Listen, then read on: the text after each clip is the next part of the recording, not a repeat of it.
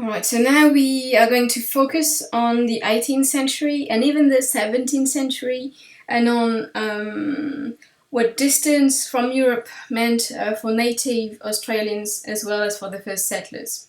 So first, of course, or quite logically, distance is a blessing for indigenous Australians. Okay, so Blaney begins his book with the following image. The only Europeans interested in Australia in the 18th century were birds, like the Arctic tern. And it was true. In the early 18th century, this is how Europeans traded in Asia. As you can see on the map, they would open trading posts, des comptoirs. The first ones were opened in the 16th century by the Portuguese. This is the map at the beginning of the 18th century. So trading posts were places where goods could be bought and sold or exchanged. What's perhaps quite interesting to see is that at the time, they were not interested in settling Europeans there. They would have natives work for them instead. European traders were interested in exchanging precious metals like lead, woolen cloths, glass, wires, for tropical products such as pepper, nutmeg, rare spices, tea, indigo, calicos, which is a type of cotton, silk, saltpeter, which was used for gunpowder. They only carried home products with a very high price per gram. So the voyage was risky and expensive, so they would only trade luxury goods. Okay, if they found some of the spices in North Africa, they were going to buy them there. Okay, they were not going to do all of this to get spices that they could get there. So I'm going to show you a video which shows about 100 years of ship path in the seas. So it was made using logbooks, des journaux de bord. So it gives you an idea of the state of the world shipping at any moment. So as you see on the video, Asia, it was mainly a British, see in pink, and I don't know where they are, yes, and a Dutch destination. Okay, the British and the Dutch competed in Asia. They had rival parallel trading methods. So the English, as you can see there, they concentrated on India, whereas the Dutch would go to Cape Town, to Colombo, the Southern Pacific. Okay. Each country had its trading company. So for the British, it was the English East India Trading Company, which was established in 1600, while the Dutch United East India Company was established in 1602. They were privately owned ships, but they benefited from government support.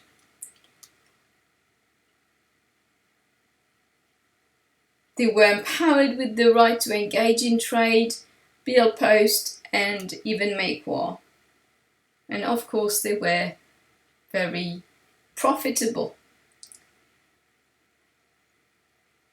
Navigators avoided Australia because European navigators hadn't noticed anything of interest there. Okay, nothing particular of particular value, so they wouldn't stop there. Okay, you see, they go there, and then sometimes they go like this, and then they take a sharp turn to the north. Okay, but they don't stop here. Things began to change in the late 18th century. So if I just fast forward that, okay, I've got some pink there. Of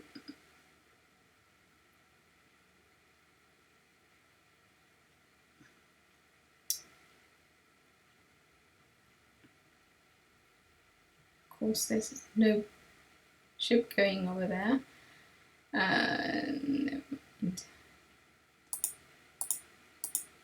There.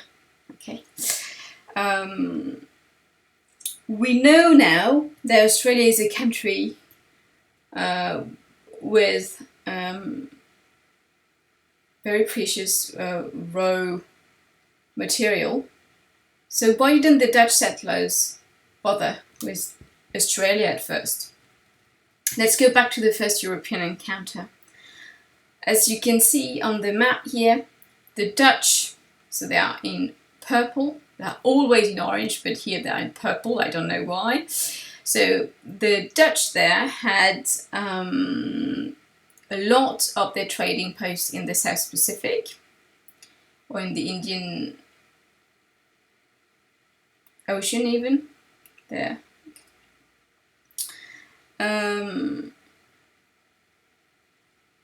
So they're going to be the ones that are going to reach Australia first.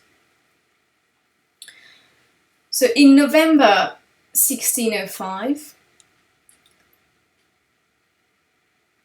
Willem Janszoon, that's his full name, it's sometimes written like this,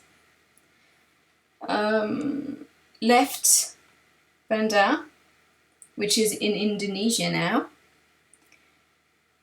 in the Dufkten, which is this ship here. Its goal was to investigate rumors of large gold deposits in New Guinea. So he reached K and Aru, which are also in Indonesia. And then he sailed along the southern coast of New Guinea. And then following the coastline, turned south along the western coast of Cape York. So Janszoon's voyage is the first documented European contact with the Australian mainland and its Aboriginal people. They clearly weren't impressed by the discovery of the territory, which was named, you can see there, New Holland. Janszoon gave less than enthusiastic description of the landscape. Apparently, the Dutch did not want to be sent back to Australia, or to be sent to Australia again, as is shown by this exaggerated account of their encounter with the Aborigines. So the 18th of November 1605, Hero departed a pinnace of the Flemings for the discovery of the island called Nova Guinea, which, as it is said, affords great store of gold. The 15th of June 1606, here arrived Nokoda Tinggal, a Klingman. So a Klingman is referred to a Malay or an Indian from Banda in Java Jung. he told me that the Fleming's pinnace, which went upon the discovery for New Guinea, was returned to Banda having found the island. But in sending their men on shore to entreat for trade, there were 9 of them killed by the heathens, which are man-eaters. So they were constrained to return, finding no good to be done there. So the logbooks of Janssen were lost, so we only have the diary of another captain, Captain Saris, to know what happened in 1606. The fact is that the Dutch expedition leaders had instruction from the Dutch United East India Company to kidnap indigenous people so that their languages could be learned for trade. As a result, of course, relations broke down from time to time, and sometimes there was even serious conflict.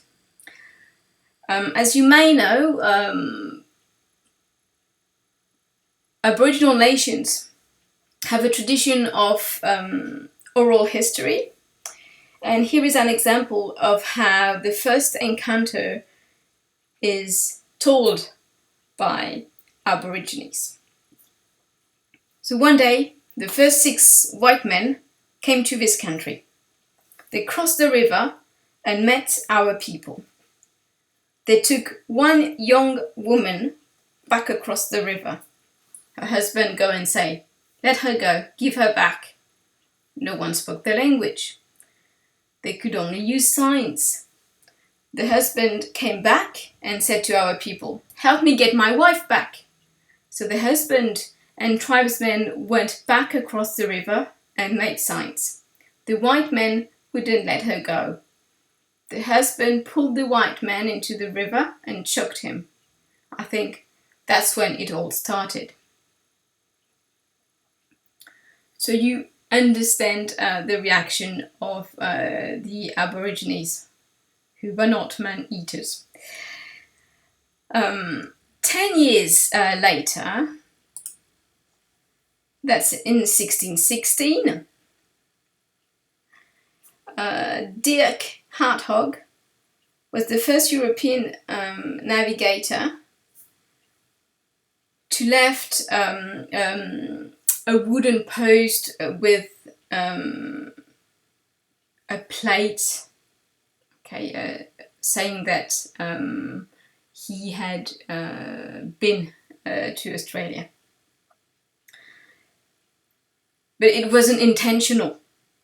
Okay, so somewhere between Cape Lopez and the Cape of Good Hope, there was a storm, and instead of taking the usual route you can see there, okay, so they take a sharp turn north. Okay, he just landed in Australia.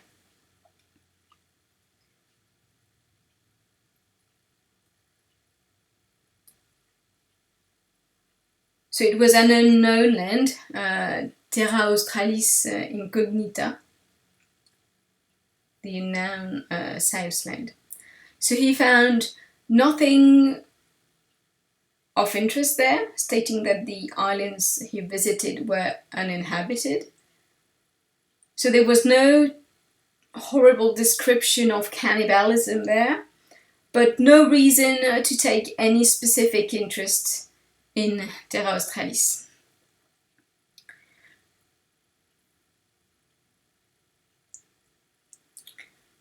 So this is Treepang. It's an example of indigenous trade. So this lack of interest from Europeans did not mean that indigenous Australians did not trade with people outside of Australia. They'd been there for 50,000 years, so it's difficult to imagine that they wouldn't have developed any trade partnership. So before the arrival of the British, who quickly put an end to the trade, there was, for instance, this thriving trade for the sea cucumber with the moccasins. So I'm just going to show you this video. So the moccasin, okay, they are people of Indonesia, and they would act as middlemen between the Aboriginal nations and the Chinese. Okay, you can see there in the rest of the video the influence of the moccasin on the Aboriginal people,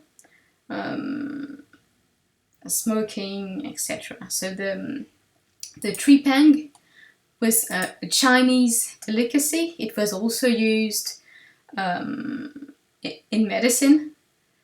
Here you can see the Aborigines fishing the tripang. They would also, then you see them boiling it, preparing it, and yes, and that's it. So it was a thriving trade, and of course the British put an end to it. It was something thanks to which the northern nations could thrive, and the British decided to tax the moccasins so that it became too expensive for the moccasins to trade with the Aborigines.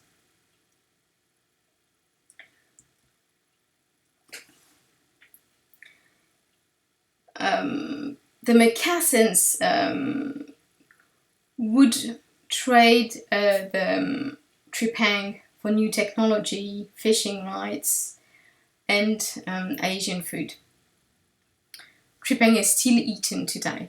So here you have paintings, bark paintings, which show the importance of this ancient trade in the culture of the Aboriginal nations of Northern Australia. You can see them boiling the tripang there. You can see the moccasins on the ship. There you have moccasin knives, and again ships there.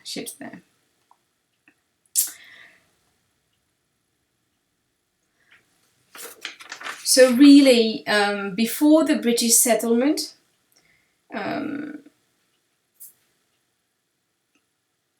indigenous population was quite safe. There were more than 500 indigenous nations inhabiting the Australian continent, which corresponds approximately to 750,000 people. After the British settlement, it's estimated that between 1788, that's when the British decided to settle in Australia, and 1900, the indigenous population of Australia was reduced by 90%. Okay, so not 19%, but 90%. So really, the fact that Australia was too far, without obvious, interesting resources for the European long remained a good combination for the Aborigines. The arrival of the British settlers, of course, was the beginning of a long and difficult road for the Aboriginal nations. So that's it for the part on distance being a blessing for the Aboriginal nations. And now I'll move on to the second part with what it meant